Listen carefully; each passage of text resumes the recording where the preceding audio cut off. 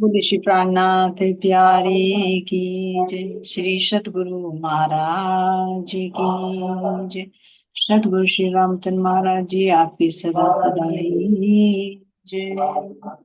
बंदो सतगुरु चरण को करो सुप्रीम प्रणाम।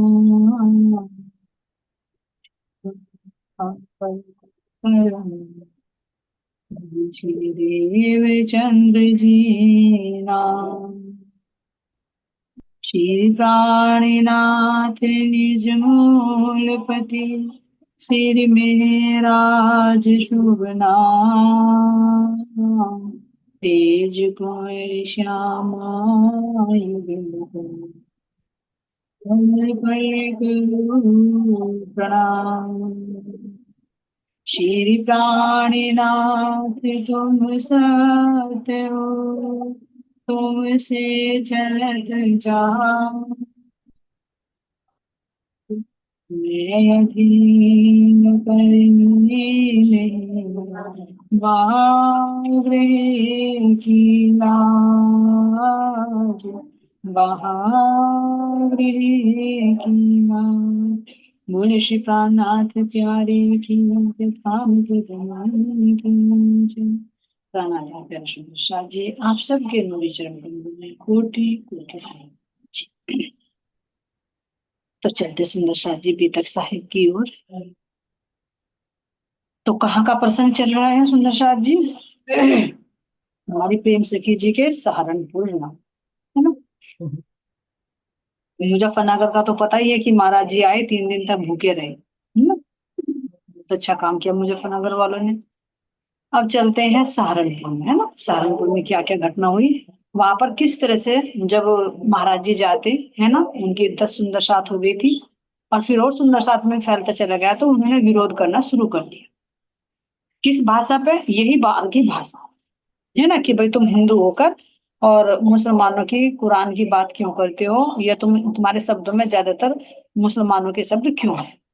तो हो ना हो तुम हैदराबाद की तरह, जैसे वहां लड़ाई चल रही थी तो तुम खुफिया खुफिया से मुसलमानियत को फैला रहे हो। तो सबने मना कर दिया कि या तो हमें अपना पता दो, मतलब पूरी जानकारी दो, और नहीं तो यहाँ से तुम चलो।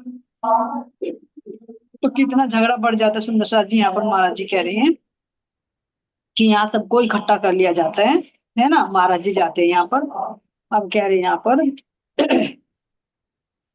सन 1945 में श्रीमान राम रतन जी को पड़े बुलाने कृष्ण दत्त जी झगड़े को निपटाने को।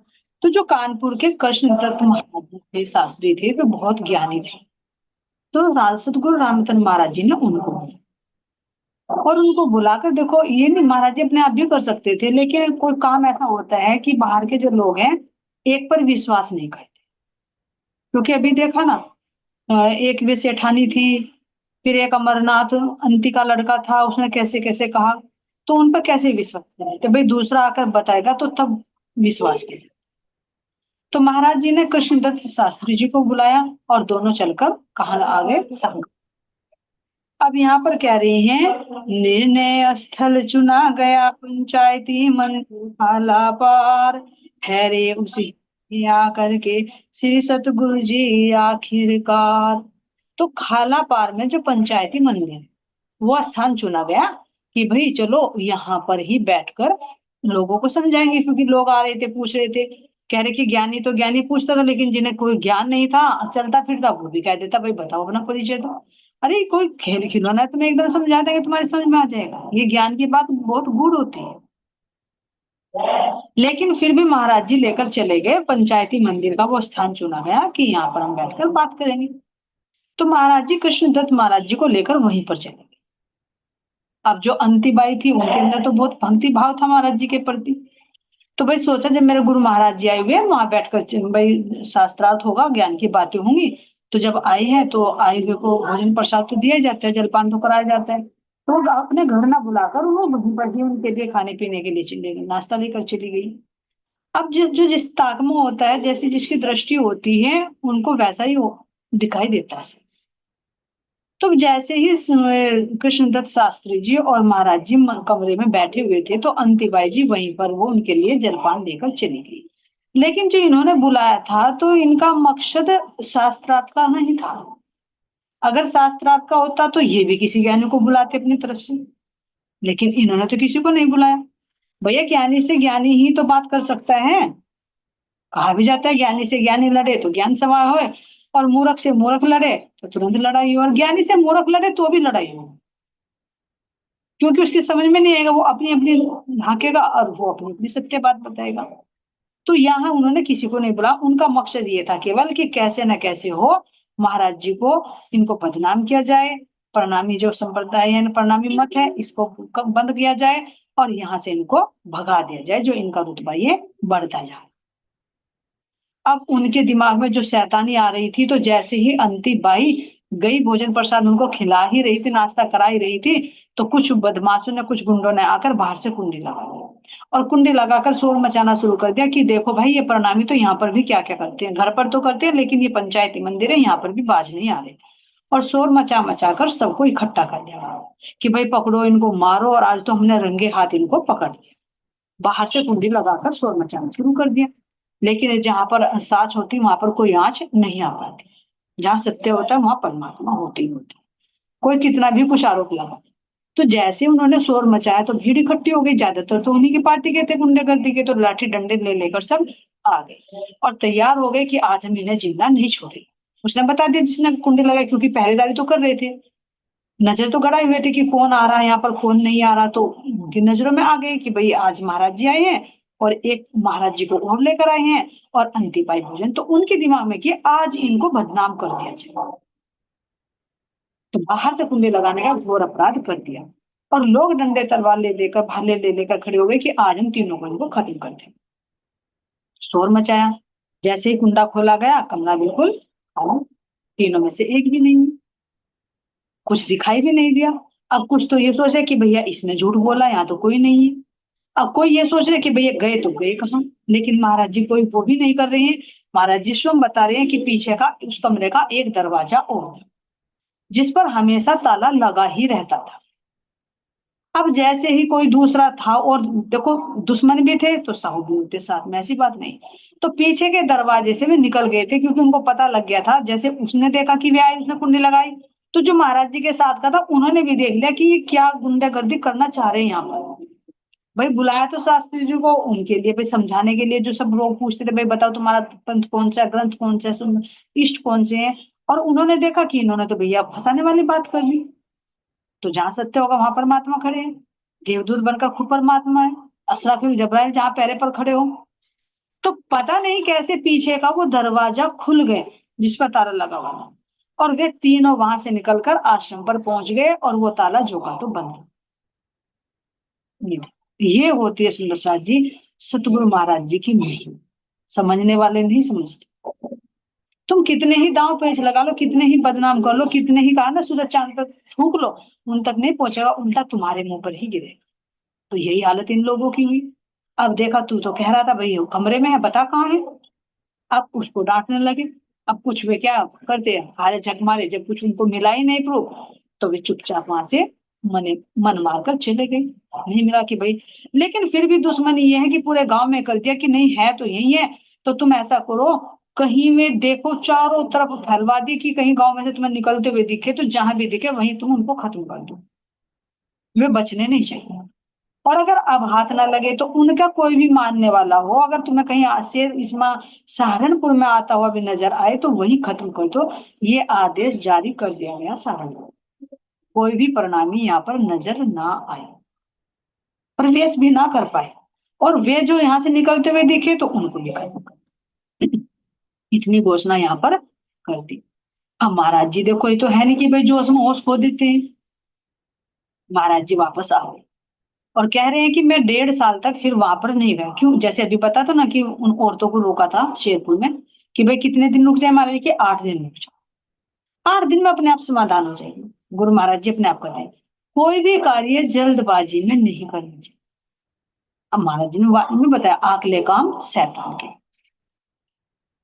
आकले जो काम होते हैं, जल्दबाजी में जो काम होते हैं वो शैतान के होते हैं। और ठंडे दिमाग से काम किया जाता है, वो देनी होती है। महाराज जी ने कहा ये नहीं हम जैसे होते तो एकदम ताव में आ जाते, अरे लाइए डंडा उठा के तलवार उठा के हमारे धर्म के लिए कह दिया। जैसे सुंदर साथ बड़े चलिए उसे अनिरुद्धाचार्य के पास में हमारी वेद को फर्जी बता रहे। अरे भाई उनको नहीं पता तो वे क्या करेंगे, तो फर्जी बताएंगे ना। धीरे धीरे समझाओ तो समझ जाएंगे जो समझने वाला होगा, नहीं भी अहंकार के मारे या नहीं समझे तो कोई बात नहीं है। लेकिन जो उसमें होश नहीं, ये आखिरी काम शैतान की होती है। तो महाराज जी कह रहे कि कोई बात नहीं, हम 1.5 साल तक वहां पर अब नहीं गए सहारनपुर में। और फिर क्या किया महाराज जी ने कि भैया हमारी बात तो सुनने वाला नहीं, अगर मैं फिर पुणे जाऊंगा फिर कुछ ना कुछ गुंडागर्दी करेंगे, उल्टा ही फंस जाएंगे। पहाड़ी बैल के सींगे, सामने से टक्कर नहीं लेनी, युक्ति से काम नहीं देगा भैया। तो महाराज जी ने कहा कि भैया चलो ऐसा है, जब ये लोग रख रहे हैं हमारे बारे में पूछ रही हैं तो हम इनको बताएंगे, लेकिन अब की बार सारे संत महात्माओं को इकट्ठा कर, जब जाकर हम शास्त्र करेंगे। भाई वे भी बुलाओ अपने गानी गानियों को, उनके साथ मुंह नहीं मारने के हम, जो चलते फिरते घास फूदू हैं उनके साथ में अपना दिमाग खराब करना है। तुम भी अपनी तरफ से अपने ज्ञानियों को बुलाए और हम भी बुलाएंगे और बैठकर शास्त्रार्थ होगा, और जो भी हारेगा वो उसके मत को अपना लेगा। हम गलत हैं तो हमें बताना। तो महाराज जी अब यहाँ पर जगह जगह सुंदर साथ के पास में सूचना भिजवा, तो यहाँ पर कह रहे हैं संत महंतों पर प्रणामी नाते से महाराज फिरे, धर्म विरोधी आंदोलन है करो पहुंच कर उज्जवल पक्ष। महाराज जी जगह जगह गए संत महात्माओं के पास में कि भाई चलो वहां पर हमारे प्रणामी धर्म को लेकर संघर्ष हो रहा है, झगड़े की नौबत आ रही है और कलंक लग रही है कि भाई हम तो मुसलमान हैं, तो तुम जाकर अपने पक्ष को उज्जवल यानी स्पष्टीकरण करो। संकट में है धर्म प्रणामी करो उधर को अपना लक्ष्य, ध्वजा उखड़ने को पंजे की ध्यान करो संतो लवलेश। हे संतो ये प्रणामी जो धर्म है संकट में है और तुम अपना लक्ष्य करो, तुम सब सहारनपुर आ जाओ। क्यों? क्योंकि हमारे पंजे की जो ध्वजा है जो 5 शक्तियों का प्रतीक है ना, उसके लिए तुम आकर खड़े हो और लड़ो, अपना पक्ष रखो और इधर को तुम ध्यान दो। दे गए थे जो कभी धनी जी घर घर घर देने को उपदेश, पूरा करो पहुंच कर वादा घर घर जानी है वाणी।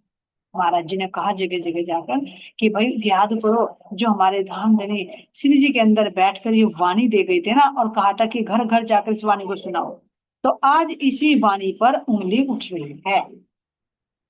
इसलिए आप सबसे अनुरोध है कि आप जल्दी यहाँ पर आओ और अपने इस वादे को पूरा करो, क्योंकि इस वाणी का गुंजायमान होना बहुत ही अनिवार्य है। क्यों अनिवार्य है? क्योंकि इसी वाणी के माध्यम से तो जो उधाम से आई हुई ब्रह्मात्मा है वो जागृत होंगे, और तो और इन जीवों को भी अखंड मुक्ति इसी वाणी से मिलनी है। और इसी वाणी को अगर बंद कर दिया जाए, आज यहाँ हो रहा कल वहां होगा परसों वहां होगा, तो कब तक छिपाते फिर? छिपाए तो जब जब कहीं कुछ आधार ना हो। अभी बताया ना जो मस्तानी सखी जी ने चौपाई ली कि भाई जिनकी जो अगर ग्रंथ रच रही है और उनमें कोई सार ही नहीं है, हद मंडल तक के उनका इतना प्रचार हो रहा है, और जो ब्रह्म के द्वारा अवतरित वाणी है जिसमें हद का बेहद का परमधाम का सारा खोल दिया है, वेद शास्त्रों के गूढ़ रहस्य सब खोल दिए हैं, सबको बता दिया कि सबका मालिक एक है। जो तुम आपस में झगड़ा कर रहे हो, तुम अपना खुदा बड़ा बता रहे हैं, हम अपना परमात्मा बड़ा बता रहे हैं, है ना, अलग अलग नाम धर के झगड़ा कर रहे हो, वो शक्ति तो एक ही है। जो कछु कहिया वेद ने सोई कहिया कते, और उलझे दोनों भाषा में ने बिन जाने ब्रह्म भेद। बिना ब्रह्म के भेद को जाने भाषा में उलझ रहे हो, तो भाषा की तो बात हो रही है। तुम क्यों अल्लाह अल्लाह करते हो, तुम क्यों कुरान कुरान करते हो? तो ये नहीं, वो परमात्मा एक ही, वो तो समझाने के लिए कहा जाता है, क्योंकि ब्रह्म आत्माएं हर धर्म में आई है, हर संप्रदाय में आई है, हर मजहब में आई है। तो परमात्मा सबका है, किसी एक का नहीं है। मुसलमान के लिए अरबी भाषा में बात करेगा, हिंदू से वो हिंदुस्तानी भाषा में बात करेगा, कोई अंग्रेज होगा तो उससे अंग्रेजी भाषा में बात करेगा, कोई पंजाबी बोलता होगा तो उससे पंजाबी भाषा में बात करेगा। जैसे महाराज जी कह रहे हैं कि जो जैसे उसमें रहेगा उस भाषा में मैं उससे बात करूंगा, और सबसे सुगम जान के कहूंगी हिंदुस्तानी। तो यह भाषा का ही, शब्दों का ही तो हेर फेर है, बाकी सत्ता तो वो एक ही है। मिलान करके देखो कुरान का और हमारे शास्त्रों का, केवल भाषा भेद है और कुछ नहीं, शक्ति वही है। हम श्री कृष्ण कह रहे हैं, कुरान में श्याम कहा गया है। हम कुरान में नासूत कह रहे हैं, हम यहाँ पर नश्वर ब्रह्मांड कह रहे हैं। हम बैकुंठ कह रहे हैं, वे मलकूत कह रही हैं, हम अक्षरधाम कह रहे हैं, वे जबरूत कह रहे हैं, वो अर्श अजीम कह रहे हैं, हम परम धाम कह रहे हैं, वो अल्लाह कह रहे हैं, हम परमात्मा कह रहे हैं, नूर ज्योति कह रहे हैं, परम ज्योति कह रहे हैं। बात तो एक ही है, बस भाषा का भी। तो महाराज जी ने जगह जगह जाकर आह्वान किया कि भाई चलो, है ना, और देखो शहर सहारनपुर चल देखो, है उनकी छाती दज्जाल। महाराज ने टेर लगाई जगह जगह खुद जा करके। अब महाराज जी कह रहे हैं कि जगह जगह जाकर उन्होंने टेर लगाई कि भाई चलो, और जो हमारा प्रणामी धर्म पर जो है उसको जाकर क्लियर। ये देखो समझा। अब ये कहीं पहले संघर्ष कितना किया बचपन में, बहुत कुछ। फिर परमात्मा की खोज के लिए निकले, कितना तप किया। पर अब हृदय में सतगुरु महाराज जी विराजमान हो गए, अब भी कितना संघर्ष करना पड़ रहा है। तो पूरा जीवन ही संघर्ष में बीतता है परमहंस। ये नहीं कि अब आराम से भैया परमात्मा मिल गए, अपने बिस्तर पर, मखमली बिस्तर पर लेटे और शीश से चरण दबाए और अच्छा अच्छा खाने को मिले कि भैया अब तो मुझे परमात्मा मिल गए, बस धन धन हो गए। नहीं, रूहों को जगाना भी एक बहुत बड़ी जिम्मेदारी है। ऐसे नहीं होते सिरदार शिव मोर्चे के मेरे, अभी भी शांति से नहीं रह पा रही हैं। देखो जगह जगह जागनी कर रही है, क्योंकि हुक्म दिया ना धनी ने कि इस तन से मैं लीला करूंगा, तन तुम्हारा होगा। तो जीव भी तो अंदर है, तो वो जो जीव कष्ट झेल रहा है, उस जीव को ऐसे ही थोड़ी सत्संग रूप में वही मिलने वाली है कि खाए पिए आराम से सो गए और बुलाया, अरे टिकट ले लिया हमने और कह रहे हम तो सत्संग रूप में जाएंगे, नहीं जा पाएंगे। परसों भी वही वर्णन आ रहा था ना कि जो जितना पेमेंट करेगा, फर्स्ट क्लास वाले में तो वही बैठेगा, नहीं तो सेकंड क्लास वाले में ठीक है थोड़ी सुविधा मिल जाएगी, नहीं तो जनरल वाले में भरकर जाना है, जो आम खलक वाला है। क्योंकि यहाँ ऐसा लिया तो आगे का ऐसा ही लो क्वालिटी का रहेगा। भाई यहाँ का भी तुम देख लो, यहाँ कोई कितना दान पुण्य करता है तो इतना ही वो सुख स्वर्ग में भोग लेता है, जब खत्म हो जाता है फिर यही आ जाता है। और कुछ भी ना कोई दान पुण्य करे तो वही कर्मों के बंधन में इसी भूलोक पर रहता है। तो यहाँ जैसा देता वैसा पता, इसी तरह से जीव जितनी कसनी करेगा उसको उसी लेवल की तो बहिष्ठ मिलेगी। अब देखो क्या ये जीव अब भी शांति से रह पा रहा है? क्या ये तन अब भी आराम से रह रहा है? नहीं।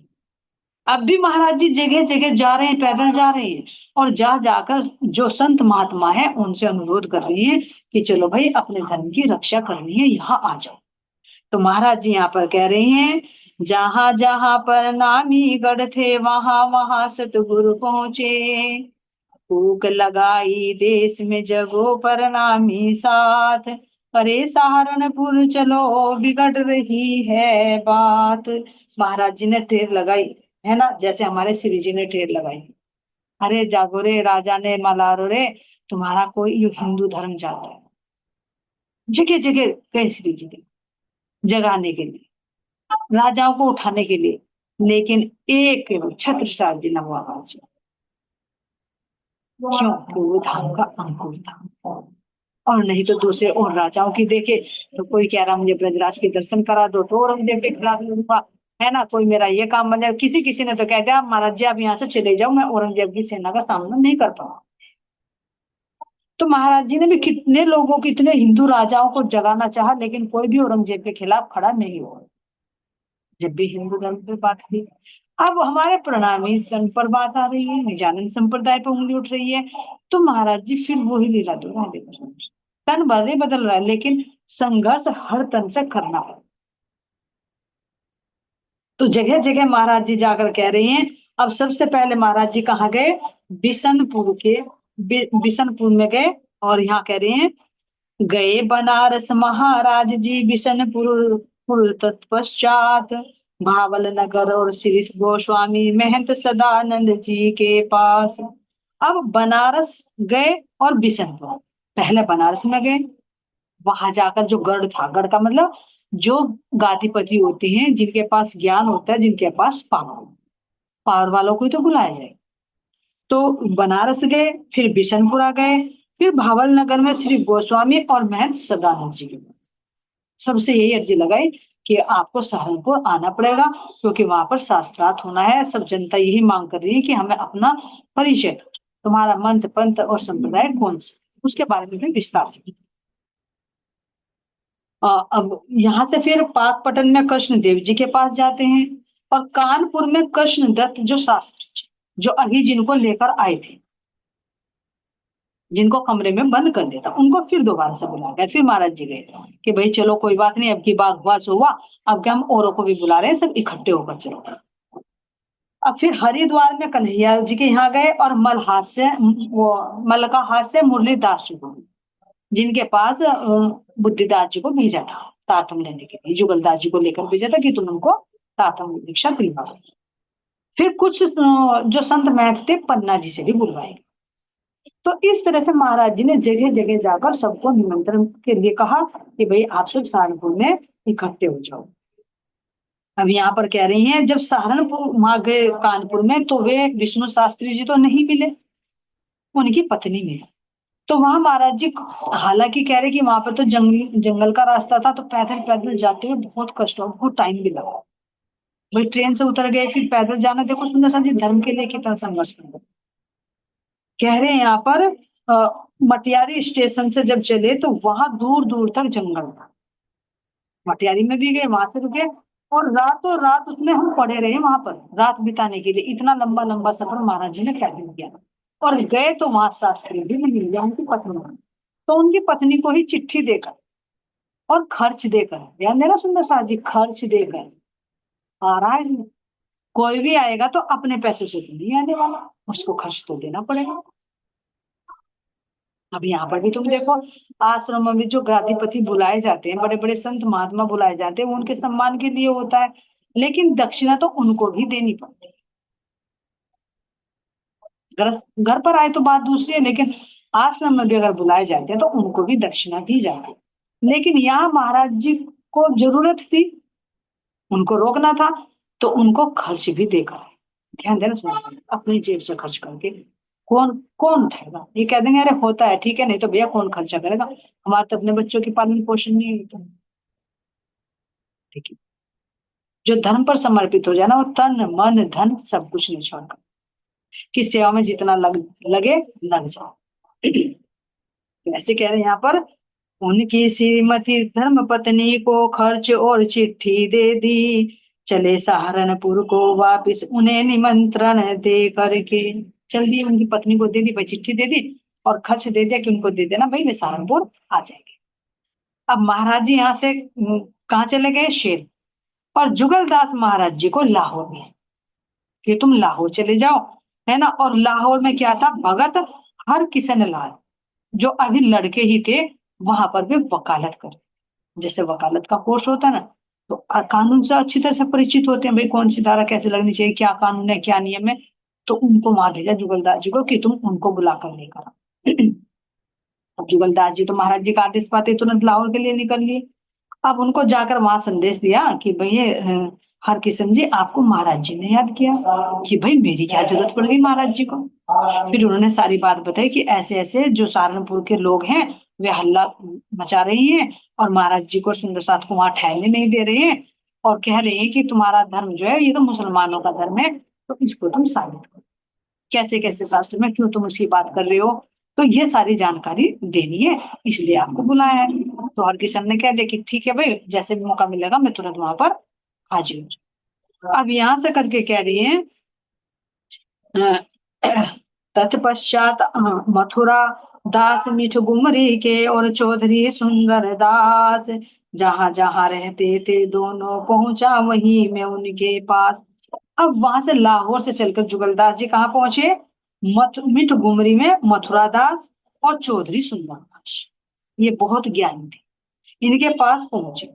जहां जहां वे रहते थे वहीं वहीं जाकर कहा, और लेकर फिर कहा, इन्हें साथ ही लेकर आया साथ साथ श्री मथुरा दास, इंतजाम सौंपा दोनों को जो भी हुआ सहारनपुर में। अब जो सुंदर दास हैं और मथुरा दास है, इन दोनों को जुगलदास महाराज जी ने कह दिया कि ऐसे ऐसे वहां घटना हो रही है, अब सारी जिम्मेदारी वहां की तुम्हारी है, इसलिए तुम मेरे ही साथ चलो। बाकी को तो निमंत्रण दे दिया कि भाई जब आएंगे आ जाएंगे, लेकिन आप अभी चलो वहां पर सारे, उनको वहां भेज दिया। महाराज जी शेरपुर में हैं। अब आगे क्या कह रहे हैं कि जब सहारनपुर आए तो यहाँ का स्थान चुना गया कि भाई शास्त्रार्थ होगा, तो जुबली बाग चुना गया। आप जानते होंगे कहाँ पर है जुबली बाग, है ना। तो जुबली बाग का वो स्थान चुना गया कि भाई शहर में इससे और अच्छा स्थान कोई सा है नहीं, तो यही सब इकट्ठे हो जाए, यहीं पर ही शास्त्र।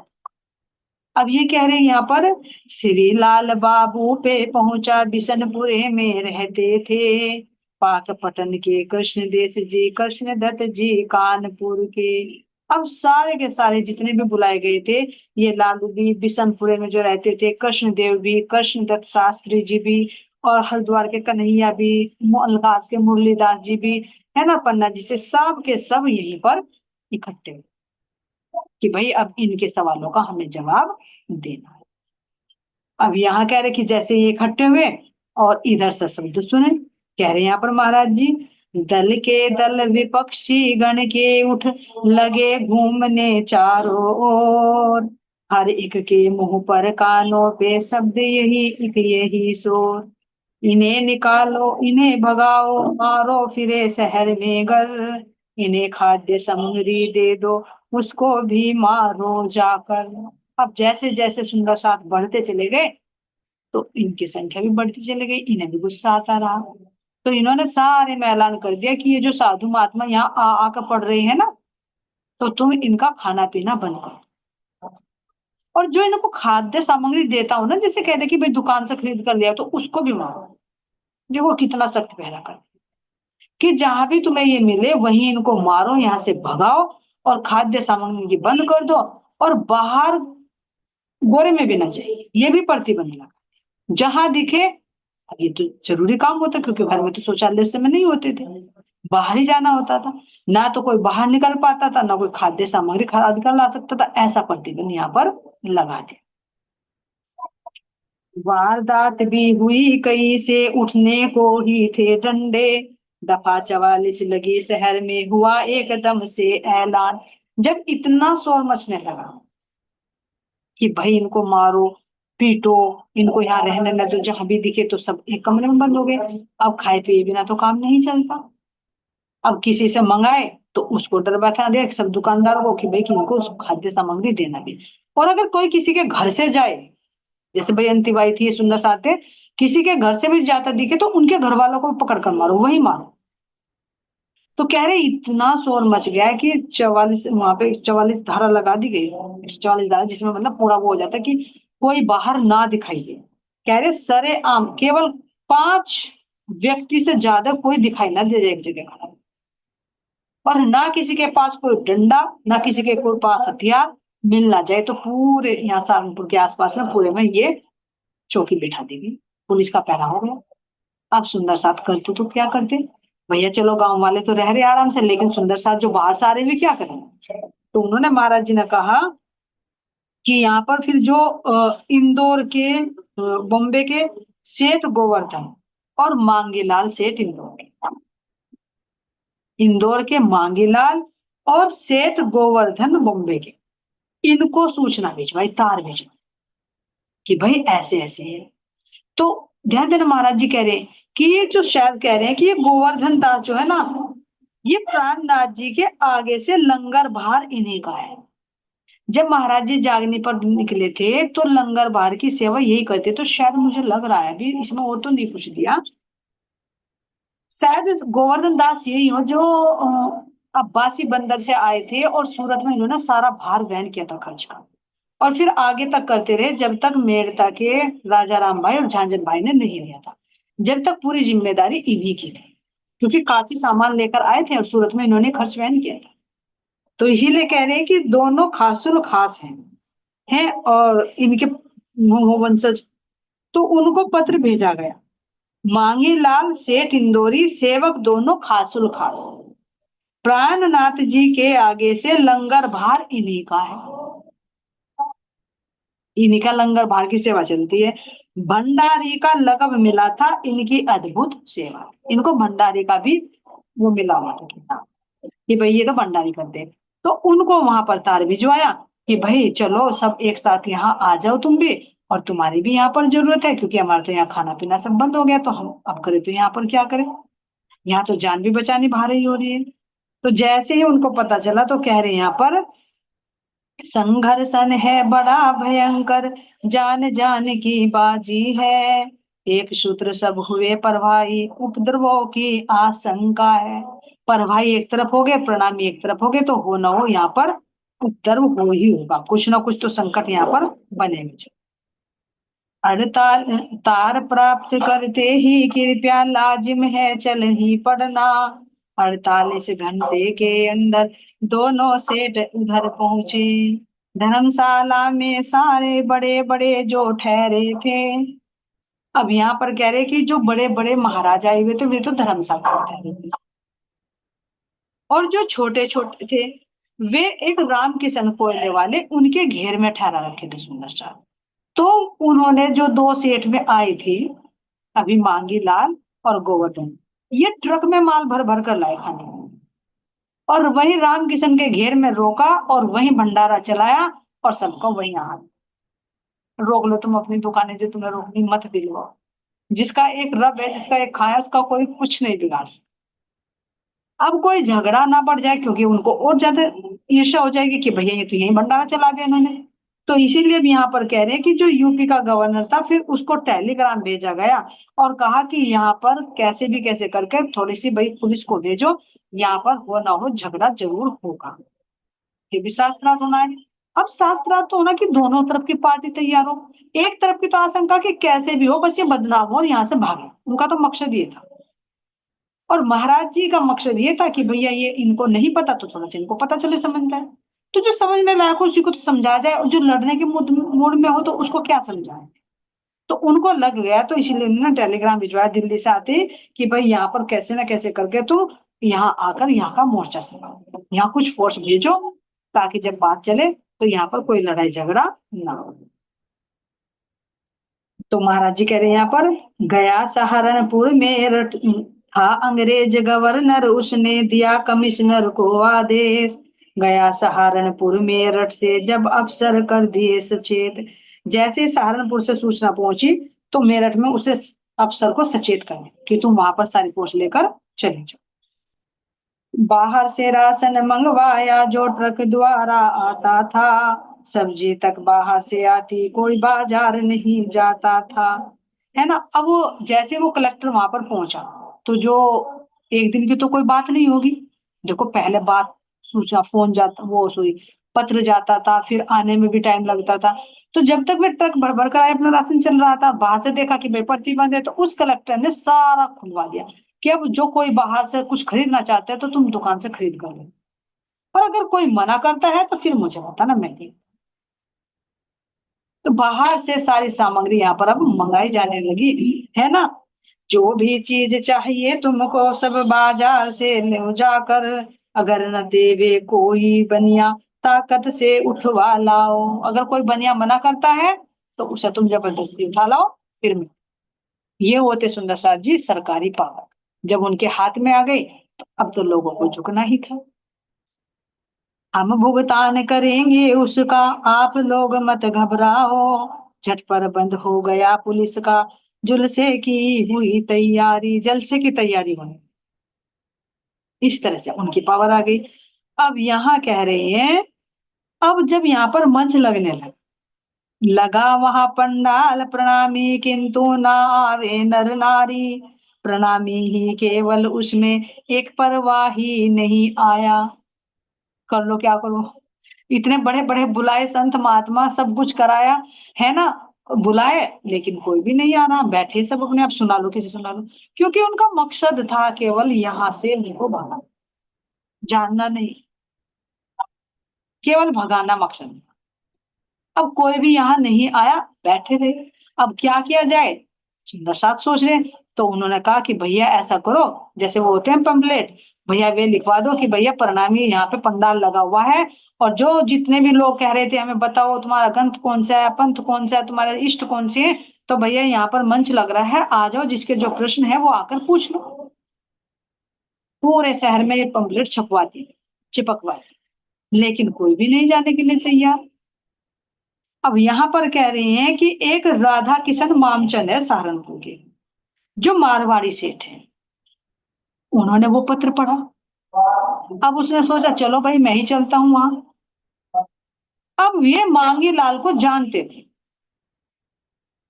जो इंदौर के सेठ थे ये भी उनको जानते, तो उन्होंने सोचा भाई पत्र लिख रहा है प्रणामी धर्म वालों का कि भाई इसमें लिखा हुआ है कि वो जानना चाहता है तो आ जाओ।